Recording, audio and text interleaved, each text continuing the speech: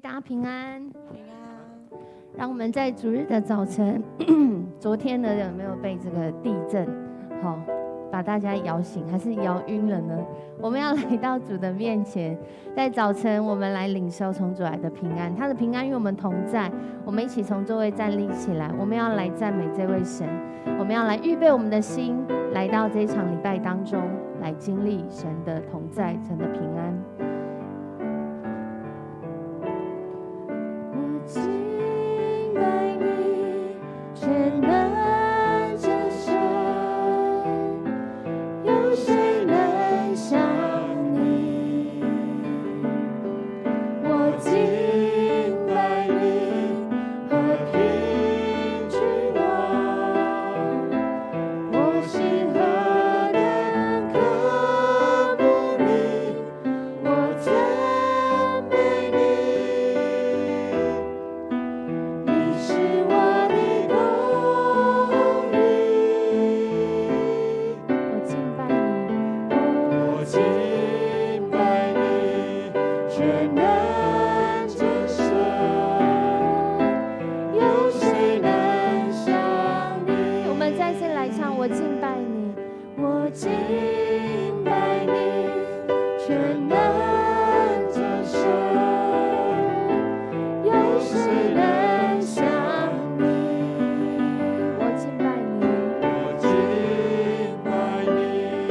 和平君王，我心何等渴慕你，我赞美你。你是我的公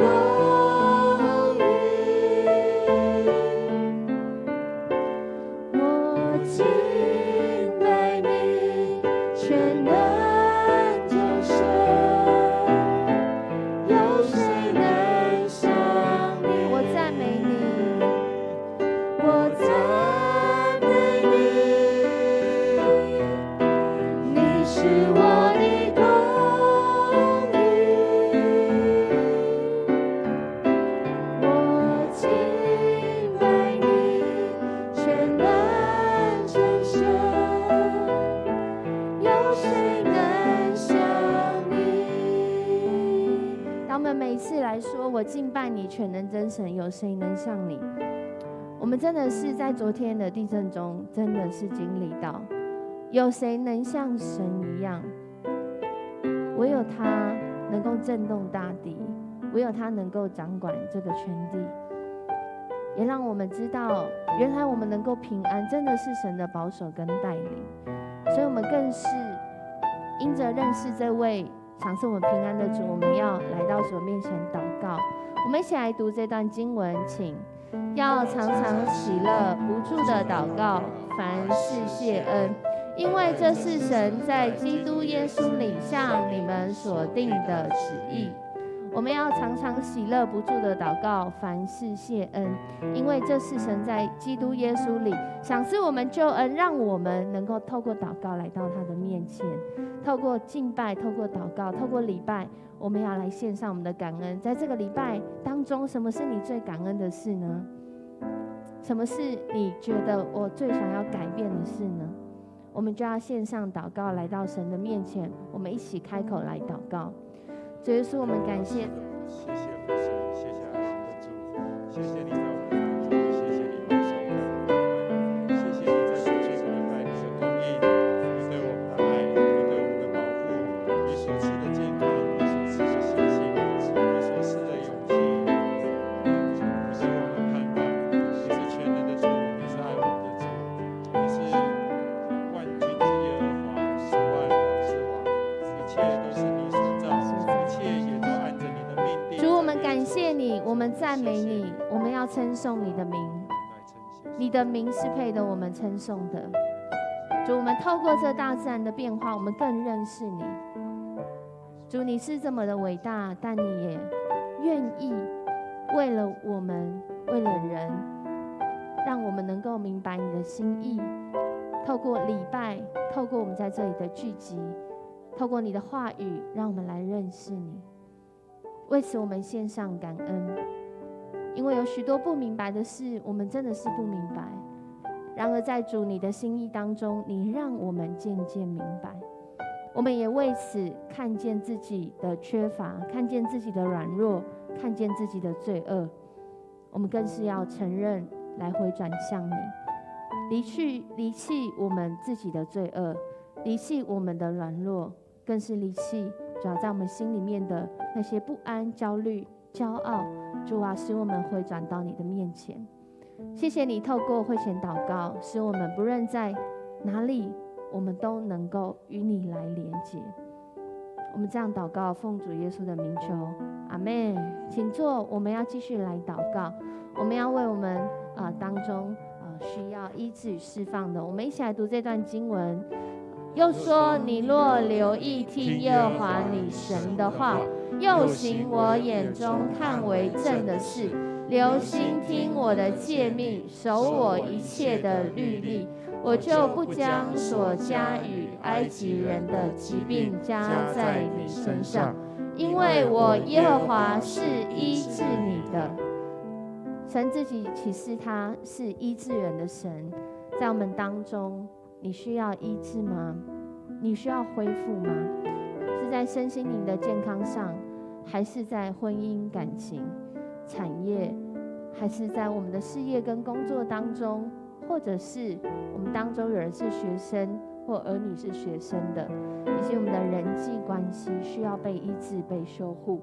在我们当中，如果有这样需要的人，邀请你等一下可以站立起来，我们的祷告同工会来为你祷告。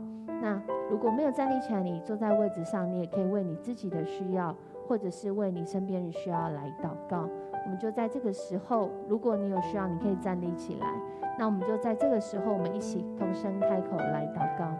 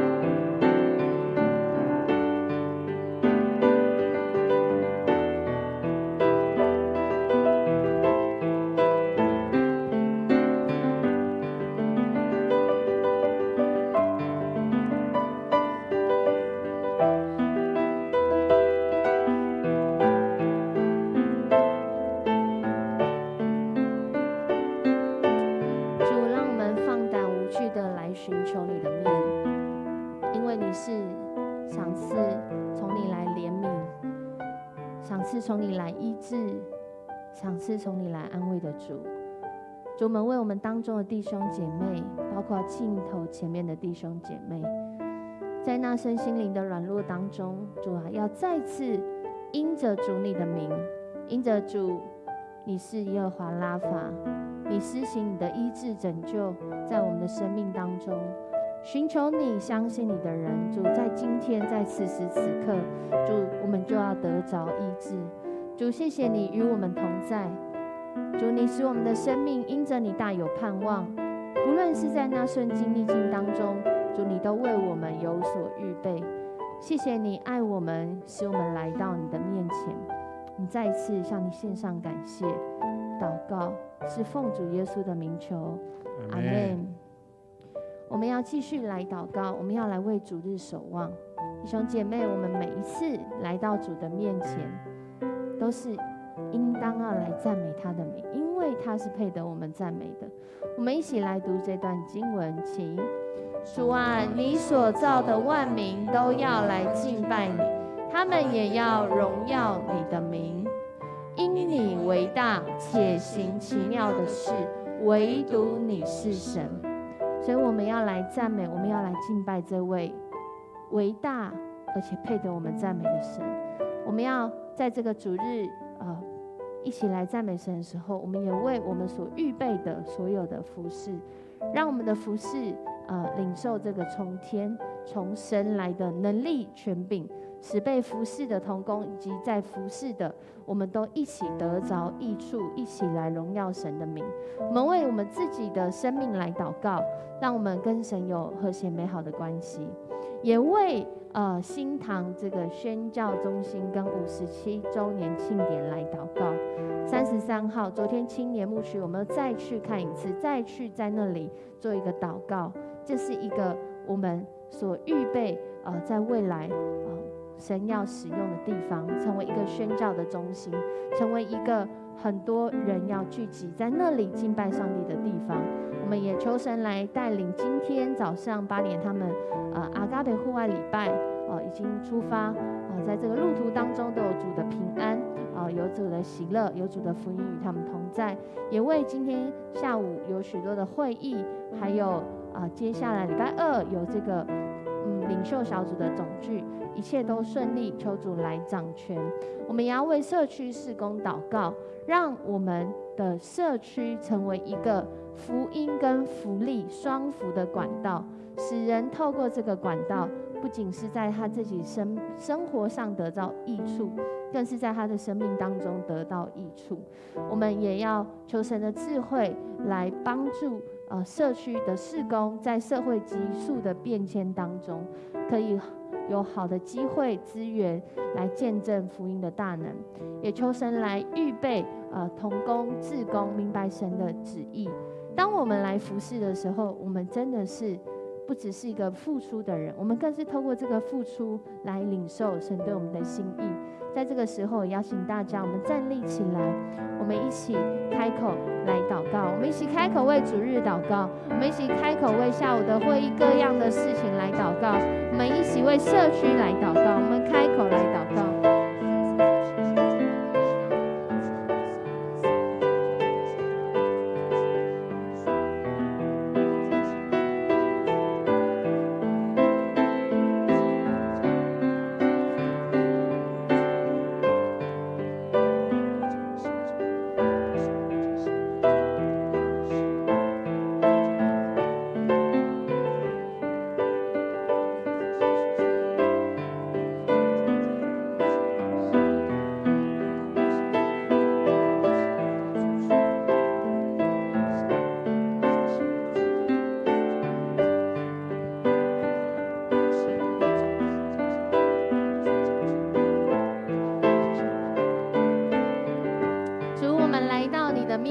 主，谢谢你赏赐我们在这个世上，透过礼拜我们来与你连结，透过礼拜我们来连结主你的心意，我们来领受主你对我们生命的心意。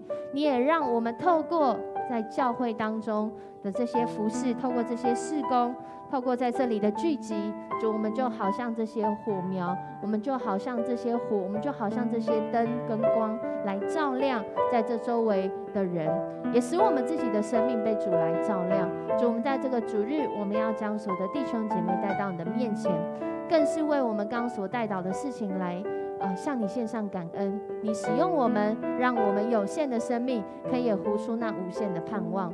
我们向你献上感谢。我们最后要用主祷文，我们一起来说：我们在天上的父，愿人都尊你的名为圣。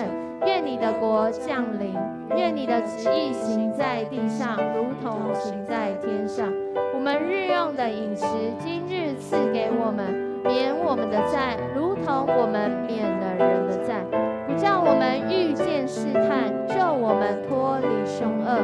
因为国度、权柄、荣耀，全是你的，直到永远。阿们。没有爱的就不认识上帝，因为上帝就是爱。我们爱，因为上帝先爱我们。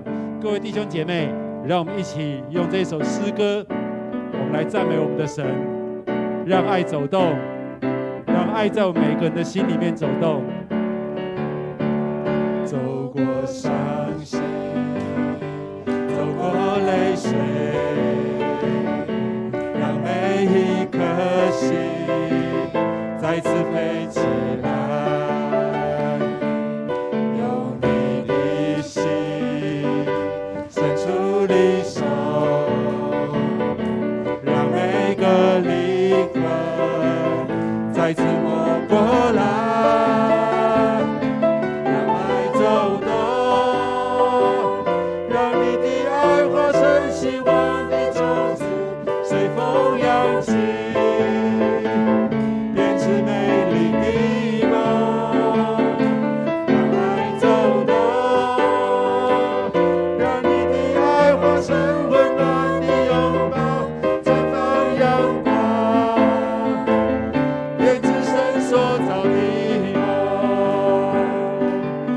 是的，让爱走动在我们每一个人的心里面，也走在这个会堂里面。让我们一起再用这首诗歌来赞美那爱我们的神，也回应我们对神的爱。走过伤心，走过泪水，让每一颗心再次飞起来，用你的心伸出你手，让每个灵魂再次活过来，让爱走动。让爱走动，让你的爱化成希望的种子，随风扬起，编织美丽的梦。让爱走动，让你的爱化成温暖的拥抱，绽放阳光，编织神所造的。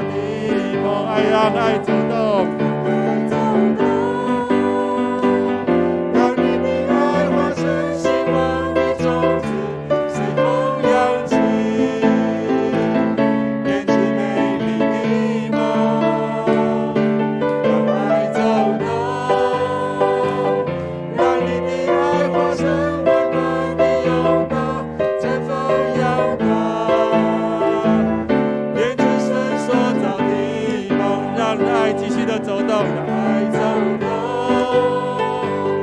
让你的爱化成希望的种子，随风扬起，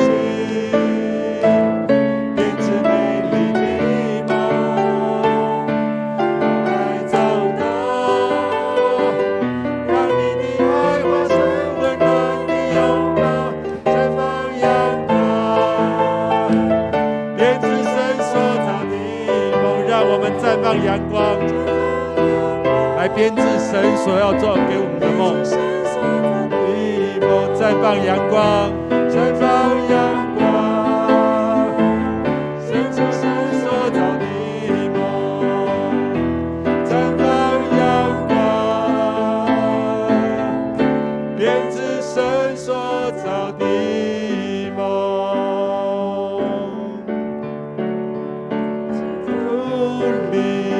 享受主爱，自由奔放乐开花。世上没有任何事物能隔绝神的爱，在基督里，让我们一起来享受主爱，让我们的心自由奔放乐开怀，来赞美我们的神，来歌颂我们的神，来颂赞我们的造物主的奇妙的爱。我们继续来赞美他。清晨照耀，天空照耀，仿佛对我微微笑。阵阵微风徐徐吹送，逍遥自在百灵鸟。鸟语花香，绿草如茵，青春时光多美好。尽情欢笑，尽情欢笑，烦恼全都不见了。是的，让我们的烦恼全都不见，在基督里享受主爱，自由奔放乐开怀。世上没有任何事物能隔绝神的爱，在基督里享受主爱，自由奔放乐开怀。我要赞美，我要歌颂，造物主的奇妙爱。我们一早就可以来赞美我们的神，就是一种祝福，就是一种恩典。让我们开启我们的心，开启我们的口，让我们来赞美我们的神，颂赞这奇妙造物的主的神。清晨朝阳，清晨朝阳，天空照耀，仿佛对我微微笑。阵阵微风徐徐吹送，逍遥自在百灵鸟。鸟语花香，绿草如茵，青春时光多美好。让我们尽情的欢唱，享受在主里面，让主爱充满在我们的心里面，烦恼就不见了。在基督里，在基督里享受主爱，自由奔放乐开怀。世上没有任何事物能隔绝神的爱，在基督里享受主爱，自由奔放乐开怀。我要赞美，我要歌颂，造物主的奇妙爱。让我们在基督里来享受这神的爱，在基督里享受主爱，自由奔放乐开怀。世上没有任何事物能隔绝神的爱，在基督里享受主爱，自由奔放乐开怀。我要赞美，我要歌颂，造物主的奇妙爱。走动，让爱继续在我们的心里面走动，让神的爱的种子就种在我们每个人的心里面。先是美丽的梦，让爱走动，让你的爱化成温暖的拥抱，绽放阳光，编织神所造的梦，编织绽放阳光，来编织神所造的梦，编织神所造的梦。让我们拍掌，将我们所领受的爱，我们来回应给我们的神，拍掌来颂赞他，来颂赞那爱我们的造物主。我们一起来祷告。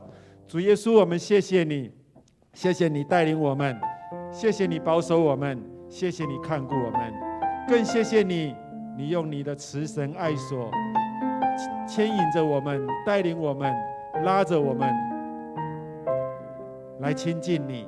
在这个礼拜天的一早，我们就走入你的圣殿，来敬拜你，来颂赞你，来回应神你对我们的爱。谢谢你在过去1个礼拜的帮助，谢谢你让我们胜过我们过去1个礼拜我们所遇见的每一件事。谢谢你让我们成为那得胜的人，谢谢你爱我们。我们相信黑夜将会过去，因为每一天都是新的一天。谢谢主，祷告奉靠主耶稣的名，阿们。请坐。相信有爱就有奇迹。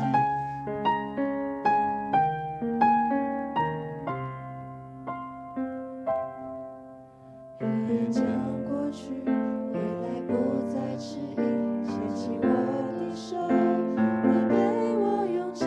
曙光渐鲜明，明亮前方路，我展翅高飞，你给我信心。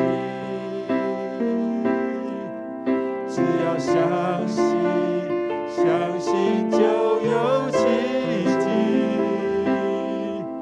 挥动星星的翅膀，随着梦想起飞。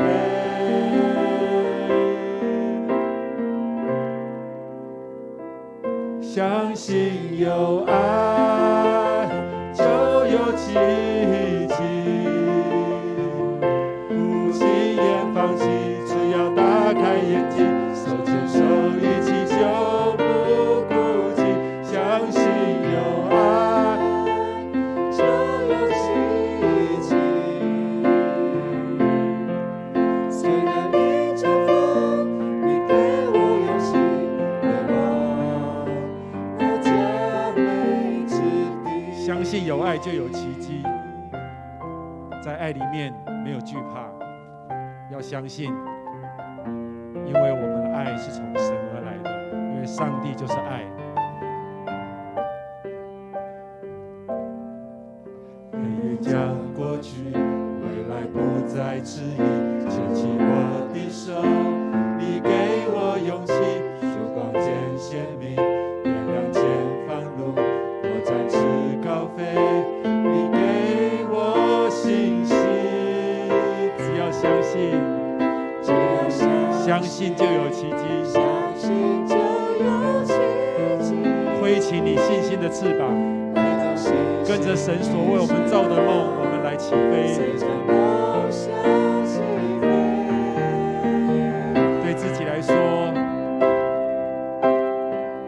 相信有爱就有奇迹，不轻言放弃，只要打开眼睛，手牵手一起就不孤寂。相信有爱就有奇迹，虽然逆着风，你给我勇气，回望那佳美之地。来，对我们的神来说，相信有爱就有奇迹，不轻言放弃，只要打开眼睛，手牵手一起就不孤寂。相信有爱就有奇迹，虽然逆着风，你给我勇气，回望那佳美之地。相信有爱，相信有爱就有奇迹，不轻言放弃，只要打开眼睛，手牵手一起就不孤寂。相信有爱就有奇迹，虽然逆着风，你给我勇气，回望那佳美之地。虽然逆着风，虽然逆着风，你给我勇气，飞往那佳美之地。主啊，我们来到你的面前，我们要向你献上上感谢，我们要向你献上赞美，因为主你的爱临到我们，使我们能够有从你来的爱，甚至我们能够活出你所赏赐给我们的爱。纵使我们在面对在这个世界上总是有那突如其来我们意想不到的变动，甚至是灾害，就好像昨天突然摇动，对许多地区来说更是很大的摇晃，甚至摇出我们心中的恐惧、心中的恐慌。但在这当中，我们也更认识，唯有主，你是掌管全地，也唯有你能保守人真实平安。因为主，你在这些恐惧跟变动当中，你始终与我们同在。主，我们为此向你献上感谢。你的话语永不改变，我们要来寻求你的心意，使我们的生命就建造在那不会毁坏、不会动摇耶稣基督的磐石上。谢谢你带领我们这样祷告，奉主耶稣的名求，阿们。弟兄姐妹，大家平安。今天阿嘎培户外礼拜，由牧师带领儿童还有这些家长一起去到去到小叮当新竹这个地方，所以呢，今天的报告由我来带领大家。那我们也很高兴呢，今天可以跟大家一起真的是昨天一个摇。我刚原本想说，我上来的时候要表演我昨天地震的时候在做什么，后来想说等一下有机会再表演好了。好。今天很高兴呢，跟大家一起来分享。然后我们今天要来介绍第一次来到我们当中的新朋友吴英豪。吴英豪在哪里？挥手一下谢谢。我们拍手来欢迎。很热烈，今天感觉很热烈。迦南教会欢迎你，我们欢迎你。那是自行前来，自己走进教会，哇，超棒的！我们再次给他鼓励好吗？这个。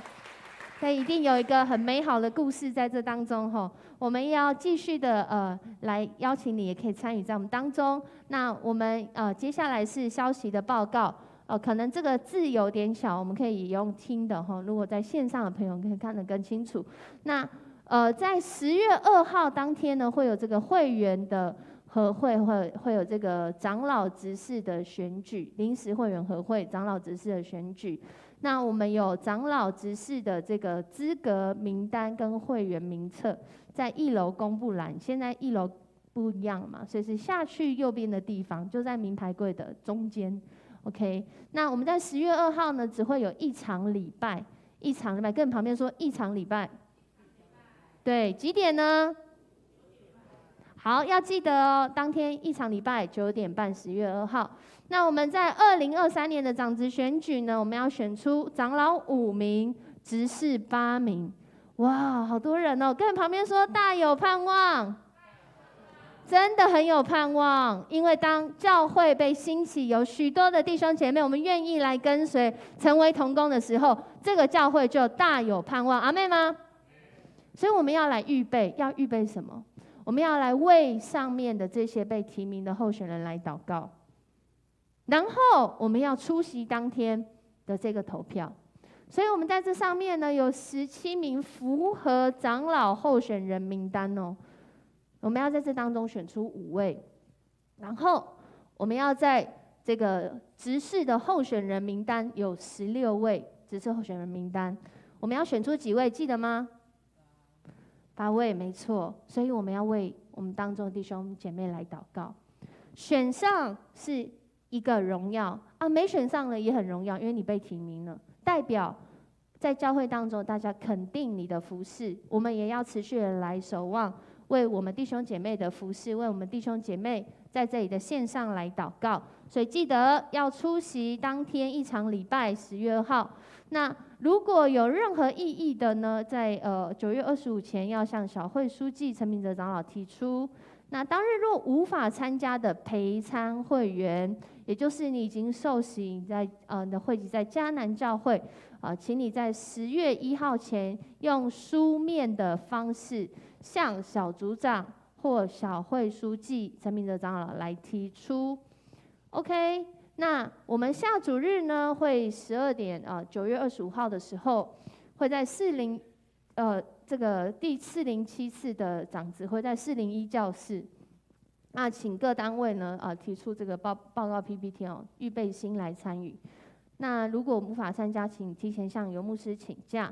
那我们在10月2号呢当天，也就是那个一场礼拜的当天，也会颁发礼物给本会及在人在且满70岁以上的这些长辈们这个礼物。那详细的名单呢，要去1楼的公布栏来看。如果有你的名字，你符合这个资格，但名字没有在上面的，那请你要去跟我们的同工来反映一下。好，那9月18号，9月18号就是今天早上已经出发了吼，就是我们的户外阿嘎佩。那他们预计呢，在下午5点半会回来到教会。那我们也为他们来祷告，感谢有这个美好的时间。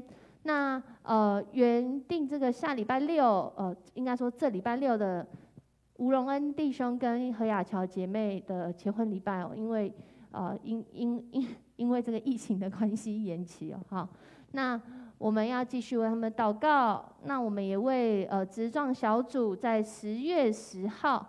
好像写全名的时候，大家有些不知道他是谁，就是阿卢啦。我们的阿卢要结婚了哈，10月10号就在我们教会2楼，我们也要一起用出席来祝福这对新人那个周报上面有那个 QR code 可以扫，对，那也是要实名登记的好，我们一起来祝福他们。那第6组呢，钟君成弟兄就是钟守兄。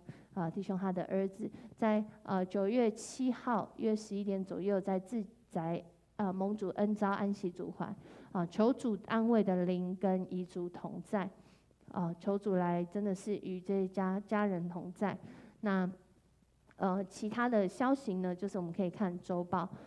那我们这个时候一起来读今天的金句，读2次，一起来请。大卫说：“弟兄们，耶和华所赐给我们的，不可不分给他们，因为他保佑我们，将那攻击我们的敌军交在我们手里。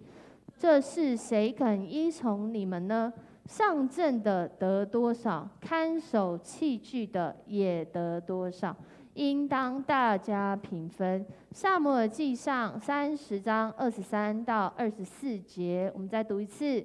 大卫说：“弟兄们，耶和华所赐给我们的，不可不分给他们，因为他保佑我们，将那攻击我们的敌军交在我们手里。这事谁肯依从你们呢？上阵的得多少，看守器具的也得多少，应当大家平分。”撒母耳记上30章23到24节。我们要来预备我们的奉献，奉献是基督徒感恩的表现，是出于甘心乐意。如果你不明白奉献的意义呢，就用祷告来表达你的感恩。我们一起来唱奉献的歌。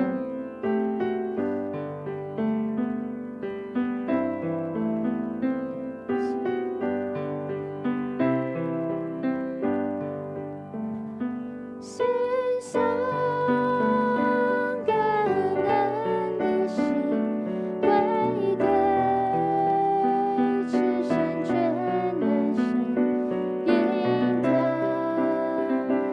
下独生子，主耶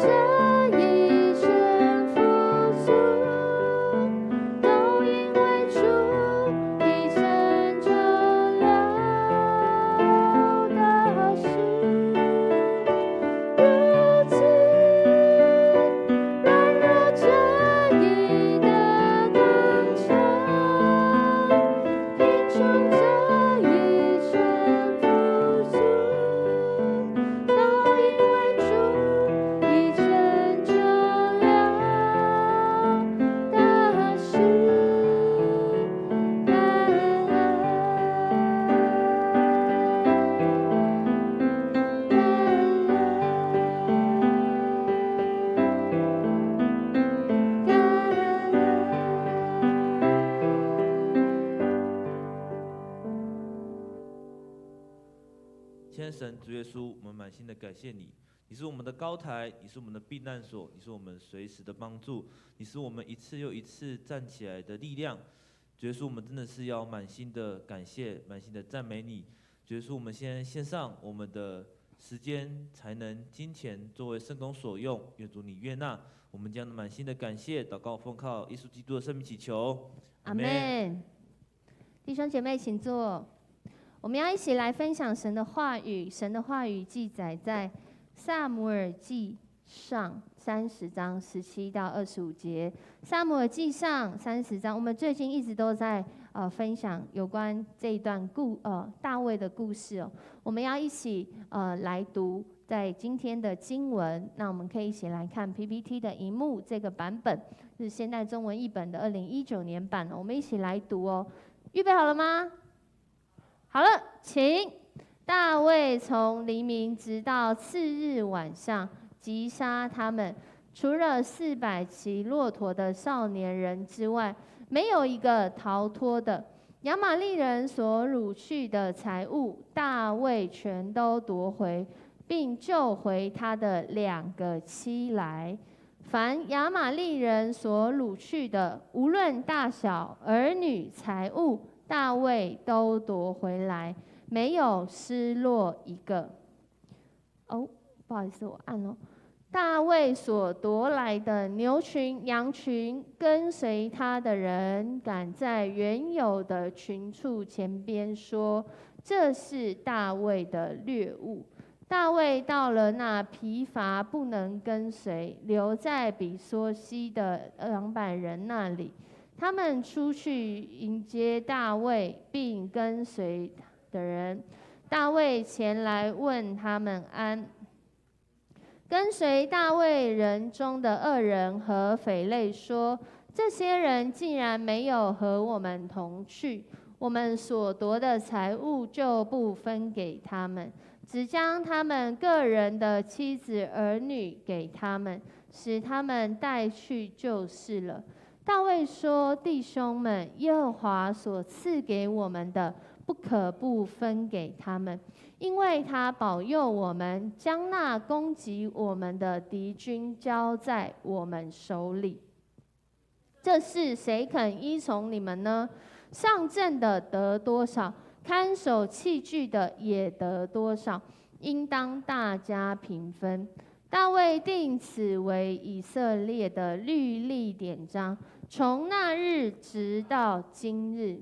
我们今天要来分享的是这个题目：旧爱无限赛局的结局。大家还记得我们在之前有说到什么是无限赛局吗？就是在一个赛局里面，这个赛局它怎么定义它是有限还无限？就是如果这个赛局是你的对手，就是你自己。你一生当中会一直跟自己有一个，好像这个比赛一样，我是跟我自己比赛。而且我在这个赛局里面，这个无限赛局就是它没有输赢，就是没有一次定江山，没有一次就结束，而是只有领先跟落后。在你生命当中，你对你现在自己的境况，觉得是领先的，还是落后的呢？我们都知道最近有一个新闻，而这个新闻是一个全球的新闻。这位是大家都知道他是谁吗？对，他陪伴了许多人一辈子哦，因为他在这个位分上面这个70年的时间。70年的时间是说她做英国女王的时间，但是其实我们如果知道她的背景，就知道她其实从她做公主开始，她就在英国的皇室开始做这个公职的服务。而当她96岁享这个高寿这个奇寿过世的时候，全球都开始为她哀悼。其中呢，最近一个打战的热门的一个地方，一直在打战的地方，就是乌克兰，他们也用他们的方式来悼念这个伊丽莎白女王，就是在他们的炮弹上面写上，就是RIP 伊丽莎白女王，或者是其他的文字，其中一段文字说，这个保持冷静，继续前进，好像是乌克兰人在打仗的时候要对自己讲的。但是这一段话其实是当时伊丽莎白女王在2次世界大战的时候所讲的一段话。而今天我们读的这段经文，也是在一阵慌乱当中，在那个人觉得很困难的时候，就在这个时候，神的话临到我们的大卫，也临到今天我们每一个人。在今天的这段经文里面，有一个很像跟伊丽莎白女王很像的地方，应该说伊丽莎白女王跟那时候大卫很像的地方。我刚刚有说她在位70年，但她服务不只是70年，而在这个她刚开始要成为这个公职服务，咱们皇室有这样的一个工作，要尽他们的职责要来去做的时候，当年她21岁。昨天呢，我在青年牧区当中，我说在周六礼拜里面，我说谁是21岁？我们当中只有一个，因为年纪不是比他小更多，不然就比他大更多。也就是说，在那个大家认为非常非常年轻的时候，伊丽莎白女王就已经决定她人生赛局，她希望有一个结局，就是我向你们全体宣布，我将毕生无论寿命长短，竭诚为你们服务。你还记得你21岁的时候对你自己说过的话吗？可能我们连21天前讲的都可能忘记了，但是从他自己说的话到现在他96岁过世的时候，我们回头看，你觉得他有履行他自己的承诺吗？觉得有的举手。好，什么呀？觉得没有的举手。好，我们当中还是一样会有没有举手的，对，那就是跟周六礼拜一样，所以不是这么年轻人，大家都一样。当这个70几年过去之后，回顾他当时说的话，他讲完这段话之后，他怎么做保证？他讲了一句话，他说：“上帝将帮助我实现誓言。”弟兄姐妹，在人生赛局里面，谁能够保证我们走到最后？谁能够保证我们走到最后也是我们想要的那样？透过今天的这段经文，我们要从大卫的故事里面来认识这位主，这位上主，他对我们的心意真的是恩典大无限。就在我们软弱缺乏，甚至我们悖逆要犯罪的时候，而今天也透过这段经文，让我们看见一个被上帝形塑的生命大卫。当他愿意相信，他愿意因着相信去行动的时候，神的爱就在这当中分享出来。而今天一开始的时候，大卫其实跟你和我都一样，就怕什么？我昨天在地震的时候，我还在我的办公室，我从头到尾就是这个姿势。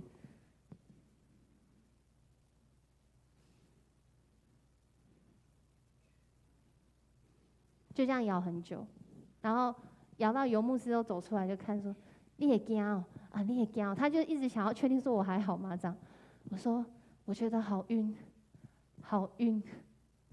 我刚开始真的以为我头晕，因为真的早上很早起来，6点多就起来，从早上一直这样忙到昨天晚上10点多回去，然后今天又是，我以为是因为很累，所以我头在晕。说不是因为我可以感觉到迦南教会在摇然后我当下地震在摇的时候，大家在想什么？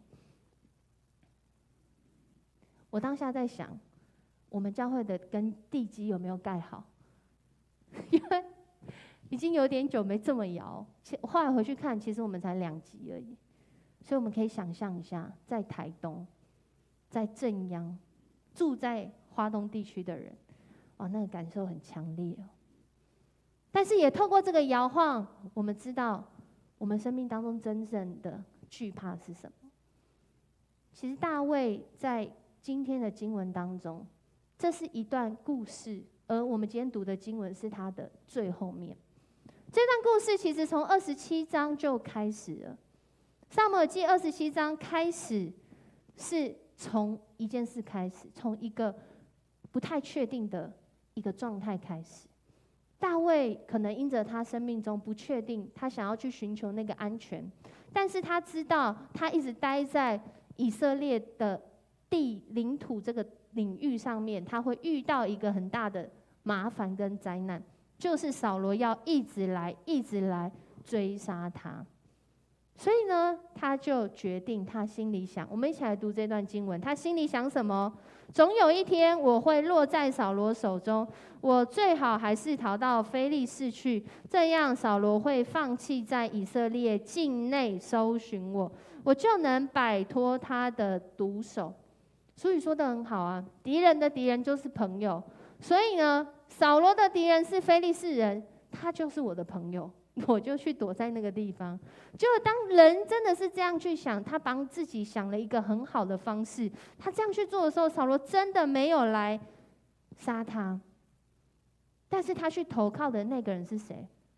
其实经文之前有出现过一次，他去投靠非利士人位于加特城的这个亚吉王。第一次去的时候，他去到那的时候他是一个人。去到那里的时候，装疯卖傻，让亚吉王觉得他没有什么威胁啦，啊，他一定有节孝的啊，一定要安内啊。然后大卫在那个时候真的躲过一劫。然而如今他悉家带眷，有妻子，有儿女，有一堆兄弟们，还有他们的妻子跟儿女。这要怎么躲？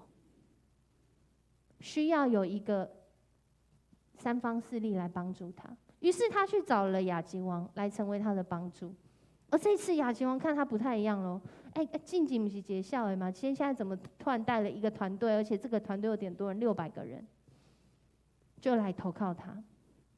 来投靠他之后呢，就在这当中，如果你是亚吉王，你真的会安心吗？你真的会觉得，我这个大卫不会怎么样啊？也很让人觉得很安心呐。当然是不会觉得让人很安心呐，因为他的团队就像那个右下方那个图，之前还是节孝，现在突然变得很聪明哦，好，还可以带领别人，还可以当别人的领袖哦。所以他以前一定是装疯卖傻。亚吉王也不是笨蛋，所以当亚吉王面对到这样的一个大卫，大卫真的找到一个很安全的地方吗？或换句话说好了，亚吉王真的能够安心的接受这位大卫吗？所以把他放在一个很远的地方，我们大家看地图就知道，把它放在一个当时非利士人土地上比较偏南方的一个城，叫做喜格拉。你就在那里好好的，因为离我太近有点危险。人就是这样，都很容易没有安全。那我们就要找安全，我们买保险。我会找一些让我们可以安全的地方，但是真的安全吗？什么是真的安全？然后去到那个地方之后，然后当人是在那不确定当中，不确定的安全感当中，就会开始为自己预备为自己预备，就怕什么？不怕1万，只怕万一，就怕万一地震来的时候，这时候就会很注意自己的房子的根基好不好。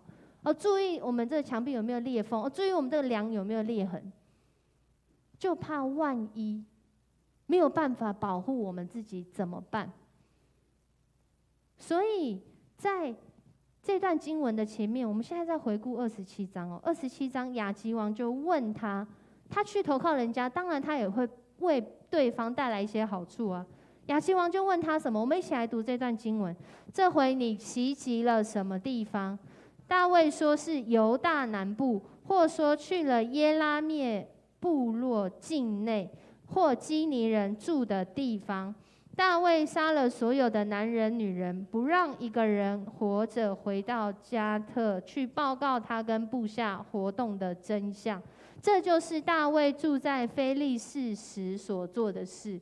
他在非利士地的时候，他告诉这位加特的亚吉王说：“我是去攻打这个南方，刚刚讲那些地名的南方，那些地名的南方听起来都是以色列人住的地方，但其实透过这段经文已经发现，其实真正的真相是，他去到那些南地的时候，他攻打的都是跟以色列人为敌的部落跟地区，但是他把人家都杀光光，一个不留，让没有任何的活口可以回去报告。我们看见人性啊，人性。但是你知道，人再怎么样的预备的好好的，预备的稳稳妥妥的，我们都以为亚吉王真的是被骗了，他也真的是被骗。但是这个被骗，有一天啊，也会有事情发生。而当有这件事情发生的时候，可能我们的人生赛局就直接走到死局了。亚吉王想说，这个大卫王一定是一辈子要服侍我，但他没有想到，大卫或许是太过于会谋略筹划，所以让这样的一个事情好像被压下来，暂时被压下来。然后经文呢，就来到了28章。我们若读撒母耳记上从27章读到30章，会发现一个很特别的地方，就是27章讲完大卫，就立刻跳到了扫罗的景况，然后说了一个大家觉得这到底是什么样的事？说了一件事情是什么？扫罗在那个时候，因为要跟非利士人对战，问上帝没办法回，问撒母耳他已经死掉，那怎么办？结果他就去做了一件事情，就是我们俗称的，他想要去关什么？他想要去做这件事。而当他要去做这件事的时候，我觉得在撒母耳记里面的这个编排很有趣哦。讲完了大卫为了他自己要求那个安全去做的事之后，就接着讲扫罗也为了他自己的安全利益着想，能多当一天王是一天王，他竟然违背了上帝的律法，他去求问巫师来帮助他。然而今天的大卫其实也是如此，不是吗？大卫求问这个亚吉王收留他，真的住在那地方，在那地方不仅说谎，而且他在那个地方其实是在做他自己的事，他也没有真的忠心于亚吉王。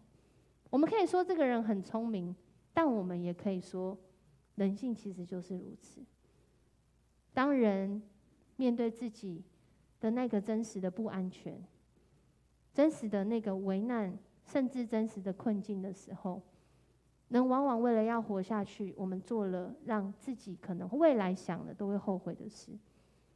就好像他过去他不杀扫罗，是因为这是上帝所立的王，但如今他跟亚吉王站在同一阵线的时候，他能不杀扫罗吗？那亚吉王就要杀他了。所以在这段经文里面很妙的是，上帝就出手，透过在这个非利士人的群体里面，有人就说，这不是那个杀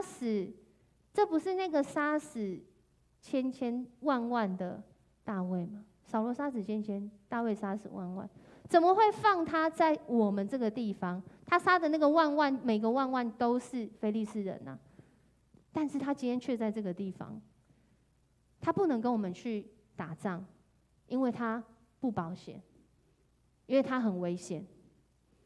于是大卫竟然就在这样的情况中逃过一劫，可以回到自己的家乡。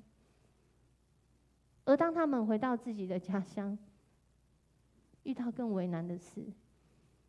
刚刚我们说到扫罗跟大卫，他们同样面对非常两难的情况。扫罗面对的两难是他根本不知道这场战争会怎么样，但是他想要求问上帝，但上帝不回答他。因为我们都知道，扫罗其实只是为了自己想要，当神跟他讲之后，他更难过了，因为已经告诉他这样行不通，这样行不通，他不听呢、所以他问其实也是白问，所以他就干脆用自己的方法去问。而大卫其实也是去寻求他自己的方式。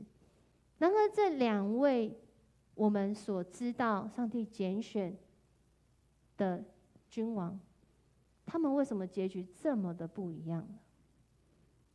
这就是在我们今天的经文，也就是我们今天在经文的标题就写出来的。难道大卫是那个天选之人？所以圣经里面讲说，他要废弃扫罗，要拣选大卫的时候，大卫就会一路顺遂，然后扫罗就会一路不顺遂吗？其实我们认真去读撒母耳记的经文的时候，我们会发现，上帝一直在告诉扫罗，上帝也一直在提醒大卫。所以面对到这个好像是天选之人的情况里面，他是真的天选之人吗？所以他有这样的好运吗？到了今天的这段经文30章的时候，我们都知道大卫他好像经历了一个不用去打仗，你可以回家的一个好事。可是当他一回家开始，是好运吗？没有他有比扫罗幸运吗？没有一回家，整个城空掉，妻子、儿女、财产全部通通不见。不是只有他自己，他所带领的这一群军队、这群朋友也一样。所以面对到这个情况的时候，当他们回去，哇，怎么办？完全不知道发生什么事，人都不见了，去哪里不知道。在我们当中，最近台湾的新闻不是也发生类似的事吗？去到哪一个国家，去到那个地方，就好像从来没有这个人一样，人在哪里不知道，能不能联络到没办法，心里很焦急，怎么办？大卫此时此刻就在面对这样的一个境况。圣经记载非常的真实。我们刚讲到的这个地方字有点小，圣经记载的非常真实。当他们回到喜格拉城的时候，我们一起来读这段经文，请。大卫和他的部下一到，发现城被烧毁，他们的妻子儿女都被带走，就放声大哭，哭到精疲力竭。大卫的2个妻子亚希暖和艾比该也被掳走了。逃难逃了这么久，大卫从那个被立王之后的这样的一个恩膏之后，就是一个一直在逃难的过程。好不容易为自己和队友找到了一个可以安身立命、可能是暂时的居所喜格拉，结果没想到跟着亚西王去打仗回来，发现全部都是空的。当下大家的感受真的就是这样。有没有什么时候我们也是这样？我好像以为我已经做到一个最好的预备、最好的决定了，甚至在这个决定当中，我也是牺牲委身、付代价。然而，我却是经历到头来一场空。这就是今天经文的背景。而在这个背景里面，如果你今天是大卫，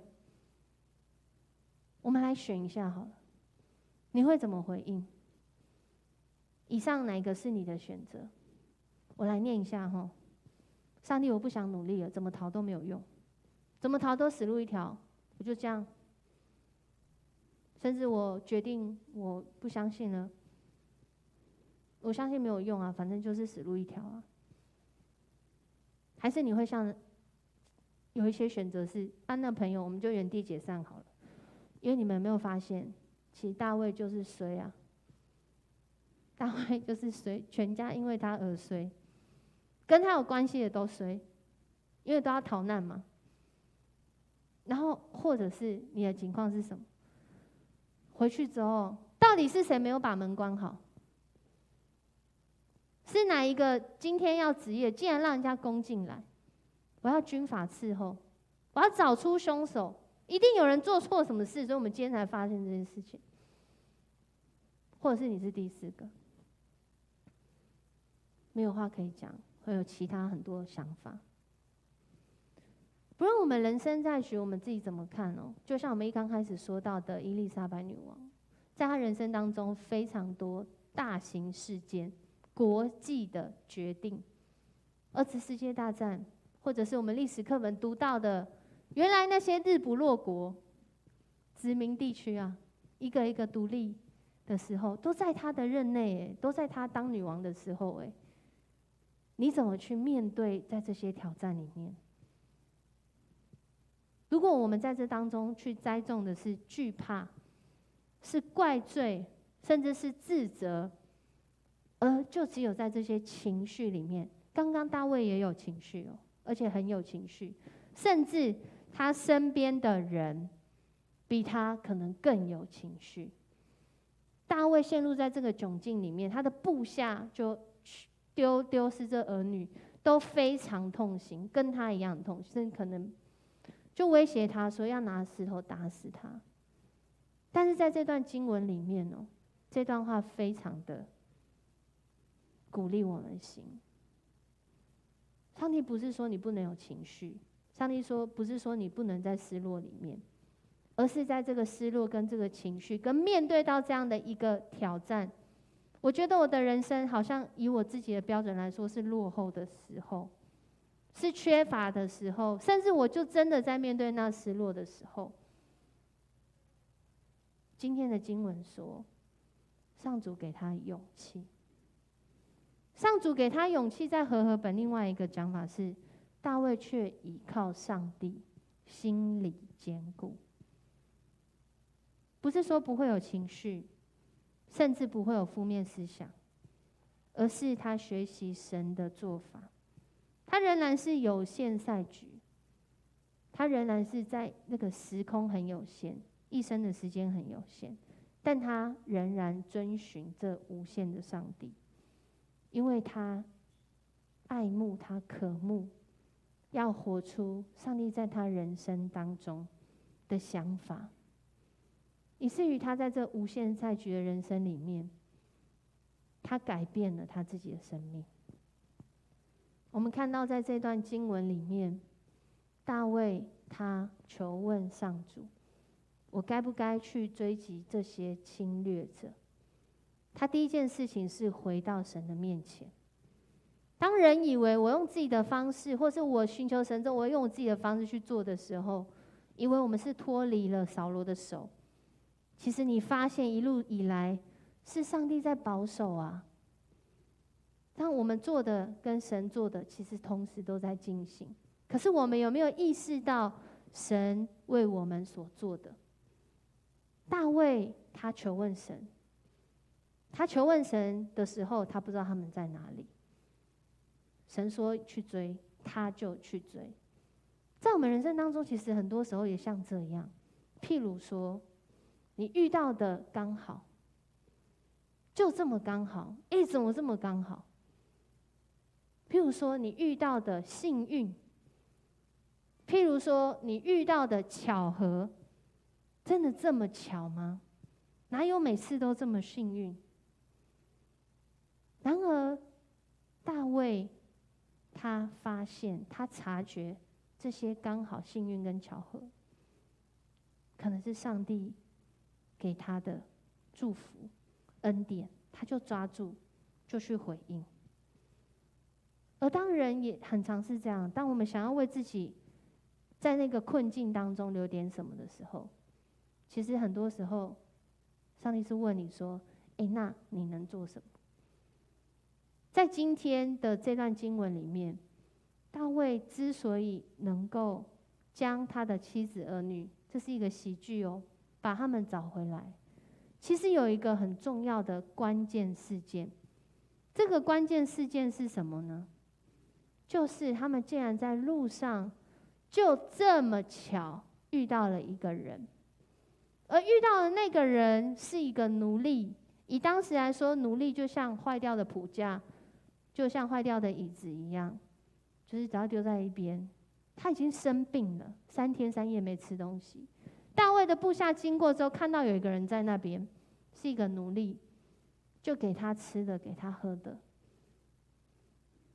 怜悯他，然后问他说：“你从哪里来啊？你要去哪里啊？”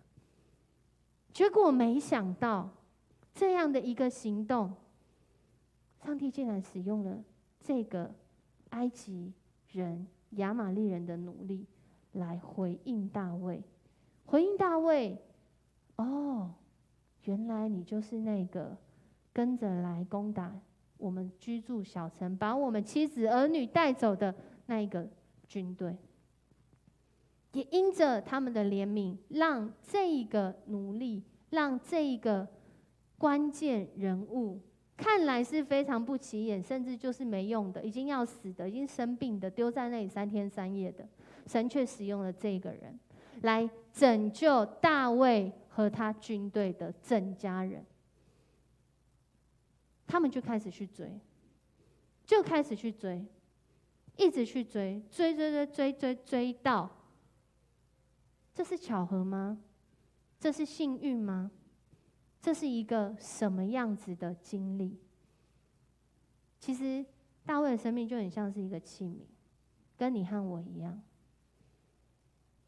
我们一直在经文看到，他一直都是在困难当中，而在这个困难当中，他仍然就像22章一开始说的，这些负债的压迫、不满现状都来找他，大家都来找他。我就已经自身很饱了，我还要一直帮助别人。但是就是在这样的情况当中，大卫做了什么事呢？其实大卫做了很多。我们看见他接纳这些负债的、被压迫的，这些边境的基伊拉同胞。那个城在遇到灾难，我要不要去打他？他在逃难呢，他也去救人家。然后继续这个祭司亚比米勒被杀，他的儿子逃到他这边了，他就接纳他。他逃到这边来接纳他，意思是什么？我对他有责任。另外一个意思是什么？那我们要一起被追杀，就更强调那个他们是好像谋反扫罗的，或者是他们去到了那个马云旷野南部的时候，就在那里拿霸的牧羊人们还不认识的时候，他就照顾人家。只有照顾到还被拿霸羞辱，这就是大卫。什么样的大卫？工于心计的大卫吗？或者是连续人的大卫？一个人有很多的面向。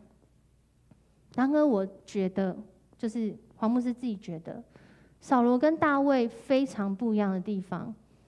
为什么他们今天的结局这么不一样？我觉得是因为他渴慕成为一个被上帝来扩充、来扩展的器皿。他也有很多自己的软弱，他有很多自己的限制，但是他好像一个器皿一样，不断的在每一次的困难跟挑战中被扩大。他能够接纳的可能刚开始就只有那么一点点。然而神透过这些事件不断的在扩展他，这些困难跟挑战在他的生命中不是来击碎他的，而是变成是养分来养育他的。然后他成为一个能够在各样的境况中去爱人、去服侍人、去经历神恩典的器皿。所以我们也不难想象，为什么当这600个人把亚玛力人所掳去的妻子儿女找回来的时候，大卫做了一个跟其他人不一样的决定。在这过程当中，600个人有200个人留在一个地方，因为他们追到太累了，太辛苦了，所以他们就留在那个地方。400个人继续追，就追回来的时候，跟大卫说：“这些东西，把他们妻子儿女还给他们就好。这些东西是我们追来的，我们自己分。”大卫他的回应却是不一样。大卫却是回应在这段经文里面很重要的。我们一起来读这个经文。弟兄们，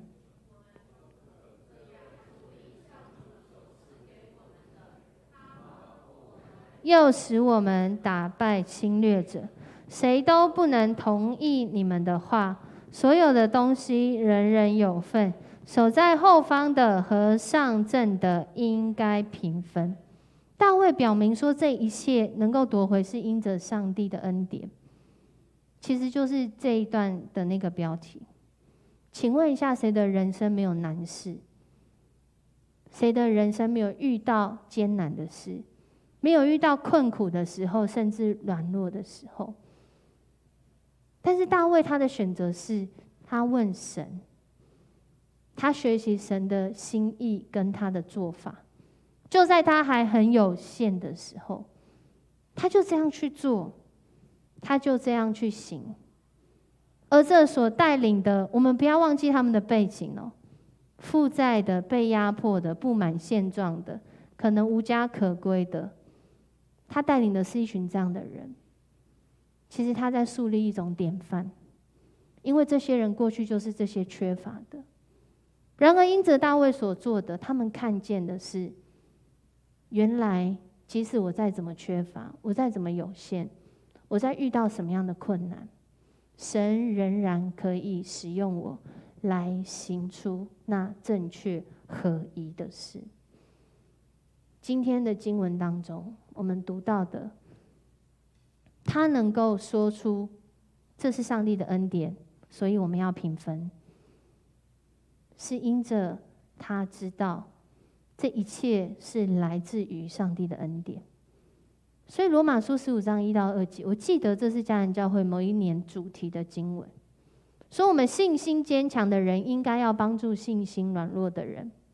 所以我们做社区事工，我们向外分享，不仅是福利，还有福音，不求满足自己，我们每一个人要为其他信徒的益处着想，来建立共同信心的生活。或许你刚开始你的器皿很小，但是神会愿意使用你，慢慢的来扩张，使我们领受越多，我们能回应越多。30章6到7节说到，上主使大卫有勇气。勇气是什么？如果我们最近有在听迦南之声，我们听到好几种情绪，而在这些情绪当中，其实有情绪很正常，但情绪通常会伴随接下来的决定、选择，而且这背后是因为你的相信。你相信什么？大卫选择相信神。相信神需要勇气，什么样的勇气？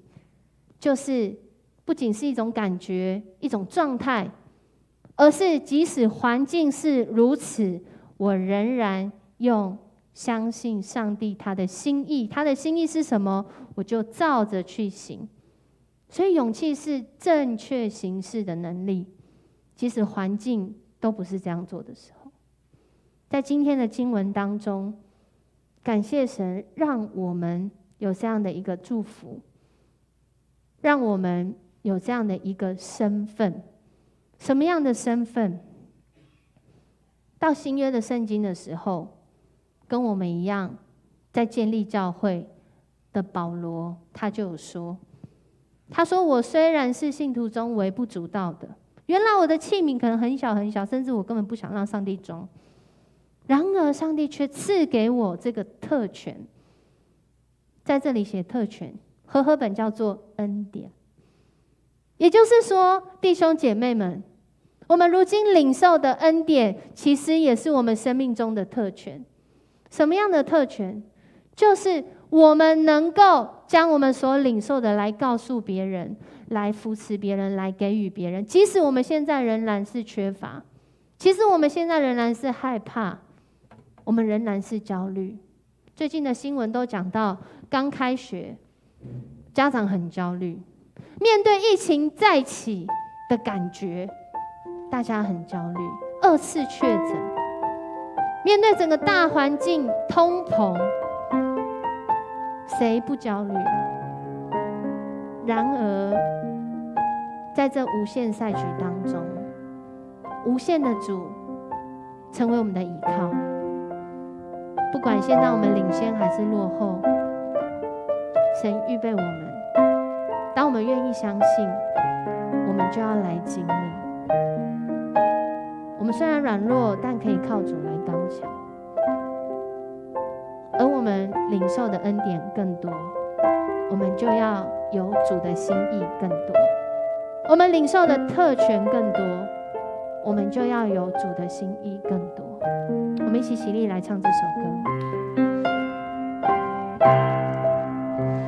夜将过去，未来不再是，牵起我的手，你给我勇气，翅膀间写明，点亮前方路，我展翅高飞，你给我信心，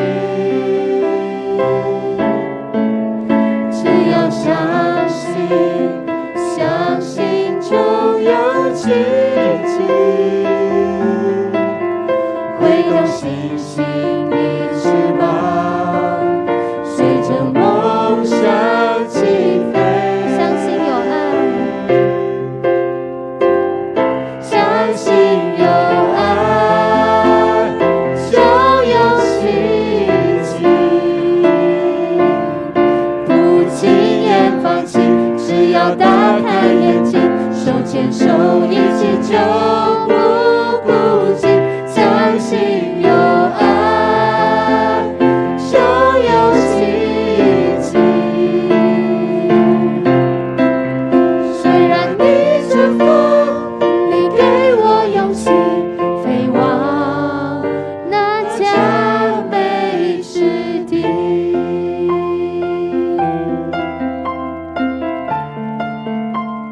我们要来寻求这位信实的主。当我们相信，我们就要经历神在我们生命当中那美好的作为。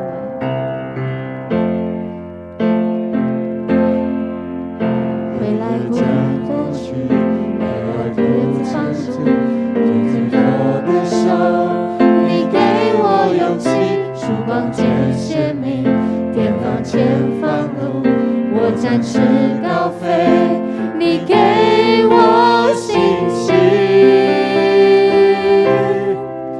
只要相信，相信就有奇迹。挥动星星的翅膀，随着梦想起飞。相信有神的爱，相信有爱，就有奇迹。不轻言放弃，不轻言放弃，只要打开眼睛，手牵手一起就不孤寂。相信有爱，就有奇迹。虽然逆着风，你给我勇气，飞往那佳美之地。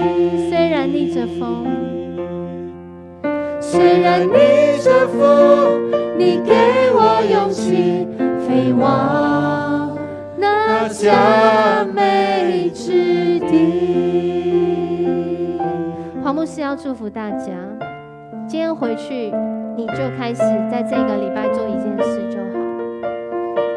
这个诗歌说要打开眼睛，请问要看见什么？要看见我们生命中的巧合，要看见我们生命中的幸运，要看见我们生命中的刚好。这是神的恩典。大卫看见了，我们看见了吗？让我们这个礼拜每一天都来看见吧。我们一起来祷告。主，我们来到你的面前，我们向你献上感谢。因着主你的爱，你信实不改变的爱，我们在你的面前要承认我们自己是软弱，是罪恶，是不配。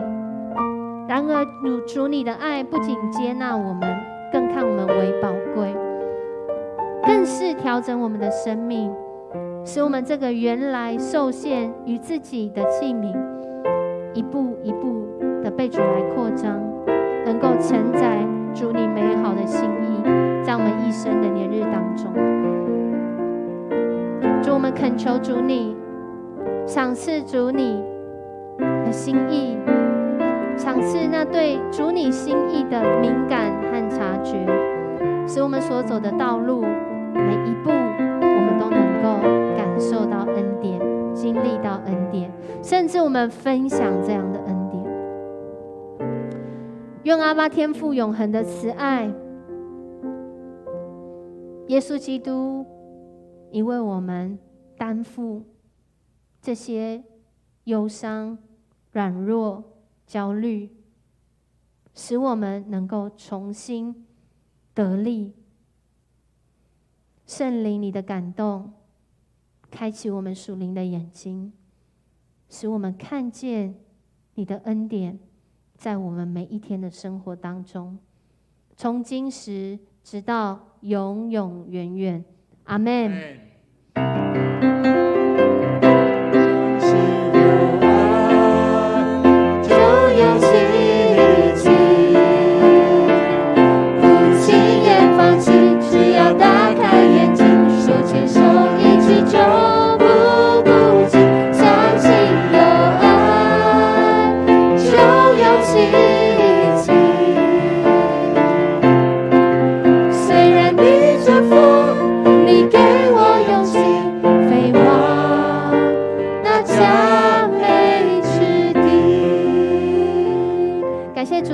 让我们领受他的信息，一起来礼拜。我们今天的聚会就到这里，我们可以坐下，我们默祷结束今天的礼拜。